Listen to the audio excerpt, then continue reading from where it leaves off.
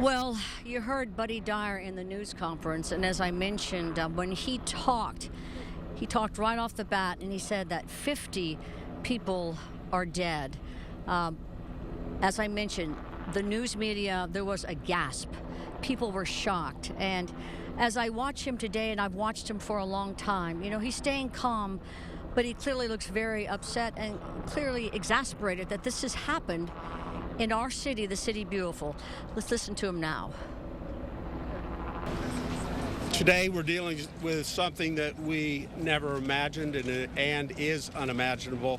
Since the last update, we have gotten better access to the building. We have cleared the building, and it is with great sadness that I share we have not 20 but 50 casualties. In addition to the shooter, there are another 53 that are hospitalized. Now, we understand that Governor Rick Scott is also on his way to the scene. Live in Orange County, Michelle Meredith, West 2 News. All right, Michelle, thank you. And this morning we got a picture from the Orlando Police Department that we want to show you. It really gives you an idea of one injury in this nightclub shooting. This was the Kevlar helmet one officer was wearing, a member of the SWAT team. And this is what saved that SWAT member's life. The SWAT officer has facial injuries, according to Orlando Police Chief John Mina, but his life was spared as a result of this. And this is just one of the stories that we've heard out of this Pulse nightclub shooting. There were acts of heroism by people who were there, the 300 people there, some pulling people to places of safety, hiding out in an office or a closet. Just hard to imagine what was happening in the midst of this chaos as just shot after shot after shot was fired off. And we heard some of this recording, witnesses as they are just walking by the club and start rolling on their cell phones, just gunshot after gunshot after gunshot. It was hard to comprehend. Right. And police are asking that if you were at that nightclub, whether you were there when the shooting happened or you left before, they want to speak to you. Nothing that you say is too small. Anything could possibly help during their investigation. And West 2's Amanda Crawford is actually outside OPD, where people continue to go in and share their stories and give them statements. So Amanda, have you seen any more people go inside? We've been seeing people come out of the police headquarters this morning after giving their statements to investigators. The general feeling is still disbelief. Many of them still can't believe what they witnessed. And just like you said, investigators are asking people to come here, even if they left before the shooting happened. I just spoke with a gentleman who just walked in. He's walking in right now into the police headquarters.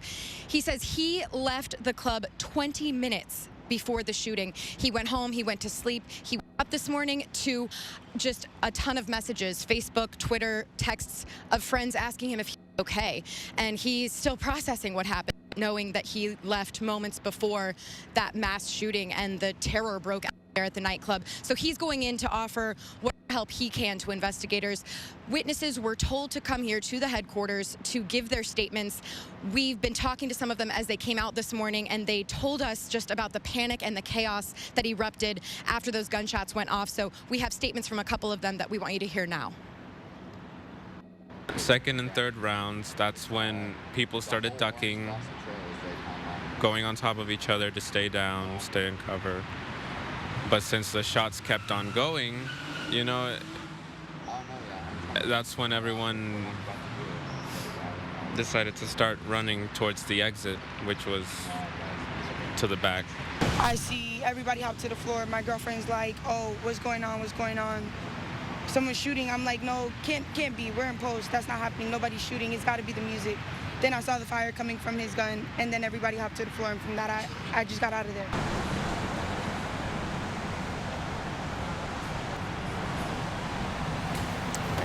That was Amanda Crawford as she's been getting some of that response from people in and around Orlando. She's out at police headquarters where the investigation continues. They're just talking to people who witnessed this deadly shooting last night. Right, they're just asking for information. Yeah. You can also call 1-800-CALL-FBI and speak to them on the phone. Just press 2. We want to get out to West 2's Michelle Meredith now. Yes, I have with me Jeff Ashton. Come on in, Jeff, our state attorney. And Jeff, on this beautiful Sunday morning, did you ever think you would be here for this? No, this was not what I expected to spend my Sunday doing. But Orlando Police Department was prepared for this. They've done a great job, and it's really gratifying to see how well law enforcement has come together and worked on this. I just came down to offer what little assistance we could. You know, we're sending our victim advocates down to help with the survivors and do whatever we can. What's next? Well, at this point, the investigation is next. Law enforcement will look into every aspect they can of it to see if there's anyone else involved. Obviously, the shooter has died, so we'll see whether there's anybody else that was involved. And if they were, we're working very closely with federal prosecutors, and we will prosecute anyone that's involved in this. It's almost frustrating sometimes when the shooter dies because you never actually get that to learn everything that happened and why it happened, and it's just unimaginable. Do you think anyone else is involved? Do you get any hints?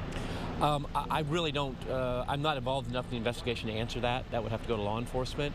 But you know, you always want to be prepared for the possibility, though I don't know of anything now that would indicate it. It's hard even for me, having done this for 35 years, to imagine the level of evil it takes to kill innocent people like this, especially in our city. It's hard to imagine. Here on the inside track, Jeff, what have you heard about motive? Well, I wouldn't release any information. That should come from law enforcement, not from me. So I think I would just have to decline to answer anything like that. Do you think they've honed in on a possible motive? I'd have to give you the same answer. That's got to come from law enforcement, not from me. And I hear the Attorney General is on her way? Yes, the Attorney General is on her way down. The governor is here. So we are getting resources from everywhere in the country, everywhere in the state. I mean, the outpouring is amazing. I drove down Michigan, and there was a huge line of people at the blood bank. And, you know, our thanks go out to all of them for coming out in this time of need.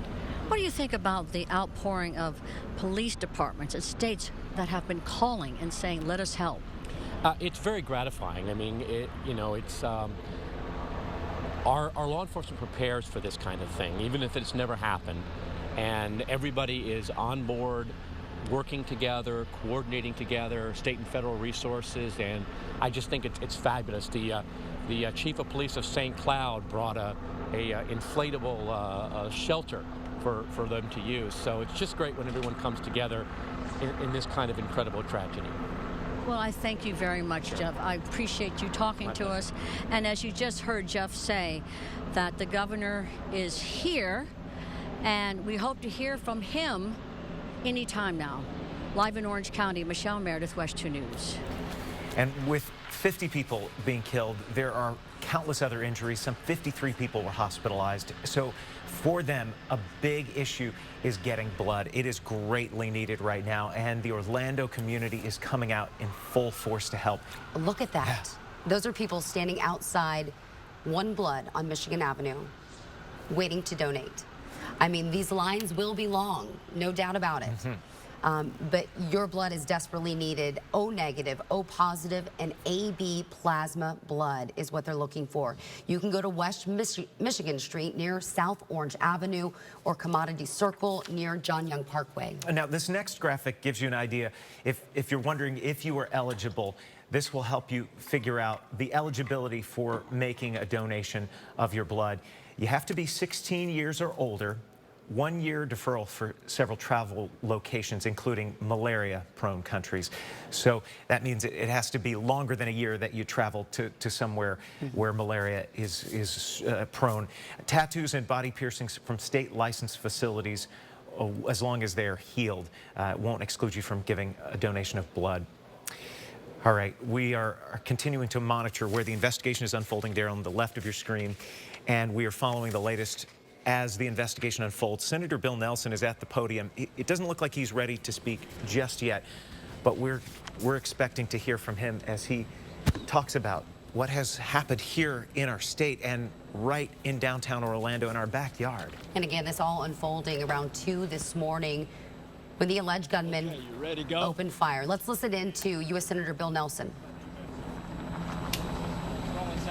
I can give you a minute. 60 seconds. Put this in. It looks like he still needs a little bit more time to get ready for this. But again, it's all unfolding around 2 this morning. Shots were fired inside by the alleged gunman, Omar Mateen. He had an assault rifle and a handgun. Witnesses reported at least 30 rounds at one time. And the shots appear to have just gone one after another, as we heard some and saw some video from just outside that nightclub as witnesses heard something and began rolling, and they were stunned, couldn't believe what they were hearing, and now to know that 50 lives were claimed in this shooting inside Pulse nightclub. It became a hostage situation for 3 hours. It wasn't until 5 in the morning that the SWAT team used some sort of device. All right, let's listen in now. Senator Bill Nelson. This morning, Senator Dianne Feinstein, the chairman of the Intelligence Committee, and I have both been on the phone with the Counterterrorism Center of the FBI. It is confirmed that the shooter is from Fort Pierce, Florida. That is some 90 miles to the southeast of Orlando on the coast. Obviously, he knew what he was doing with that, and considering the ammunition as well as the weapons that he had. I asked the FBI if there was any connection to Islamic radicalism. There appears to be, but they are naturally cautious and waiting throughout to see if the facts emerge. I have checked with intelligence staff, and they do believe that there is some connection to ISIS, but I might say that is not official. I asked the FBI what I should convey, and because of the nature of this shooting, they have asked me to ask anybody that knows anything about the shooter, especially in the Fort Pierce, St. Lucie County area, to please come forth with the information. This appears to be, unfortunately, since it's the largest mass shooting, an act of terrorism, but the facts, we can't say that totally yet. We are certainly having our share of violence. In 2 successive nights, we've had killings. The singer performing live at the Plaza, shot down 2 nights ago, and then this horrific act. So what is happening to our country? We are going to have to dig down deep and ask ourselves who we are as a people. We've got to think of ourselves as the common denominator of Americans, not a hyphenated American or off on some cause. And that's what we've got to explore deep inside at this point. Senator, that's the information that I have for you. I'll share more with you as I get it. Senator, based on what the intelligence staff told you, what made them think that there's a connection to ISIS? I'll get that information for you once I've confirmed it all. But I'm just passing along to you the information that I have from the credible sources, as well as directly. That information is not from the FBI. Let me make that distinction. Who is that information from? That is from Intelligence Committee staff. But the FBI information for Senator Feinstein and myself is directly from Mike Feinbach. He's the Assistant Director of the Counterterrorism Center in Washington. Thank you. I'll get it.